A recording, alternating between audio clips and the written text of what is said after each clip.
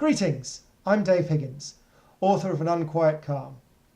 Details of all of my books can be found on my website, davidjhiggins.wordpress.com/opus. This is my contribution to the Read Around the World experiment. I'm reading from Bristol, England. Nigel brushed a speck of non-existent dust off the lapel of his jacket and looked up at Itch. That's hardly your concern, is it? You see, all that matters to you is that you have the money, all £50,000, in your hands by Sunday. If, for example, I didn't happen to have your money by Sunday, you would then be free to fling me off any building you like.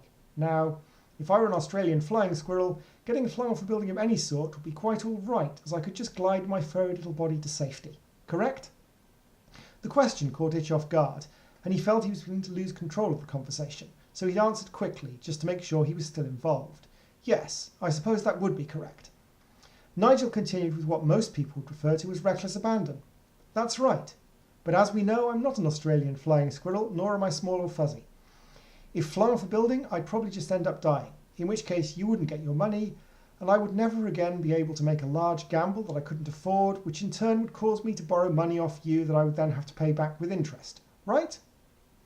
Nigel could sense Itch's brain fighting with itself in complete confusion. Inflicting confusion was another of Nigel's gifts, and one he was quite proud of, although it really served no meaningful purpose aside from providing cheap entertainment and, if in the right situation, convincing a loan shark not to throw Nigel off a building. Hang on a sec, said Itch. What was that bit about the squirrel again? OK, you've got me. How about this? We just agree that I pay you all the money back on Sunday. Itch thought about the proposal for a second, and then decided he must have won the conversation after all. The whole amount of Sunday, or hanging off the edge of the building, will be the least of your worries. I don't want to hurt you, Nigel, but I will if I have to, said Big Ernie, who missed the entire conversation. Itch glanced at Big Ernie to quit the one-liners, but the large man looked like he was having too much fun. And I appreciate that, Ernie, I really do, said Nigel. All the money by Sunday, I promise. You can trust me. Itch stepped away from the edge. I don't trust you as far as I could drop you, but you have until Sunday. Big Ernie lifted Nigel back up onto the ledge and dropped him on the rooftop. Nigel jumped to his feet, brushed off his suit and ran his hands through his hair. He smiled politely.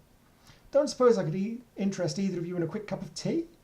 Thanks, but we have 3 more people to hang off buildings today, and it looks like it's going to rain later, so you'd better get to it, Itch said politely.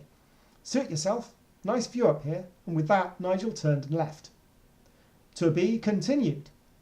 If you'd like to join the Read Around the World experiment, just head to www.planetkibby.com. You can find the address in the video description below, along with my website and other things. Toodaloo!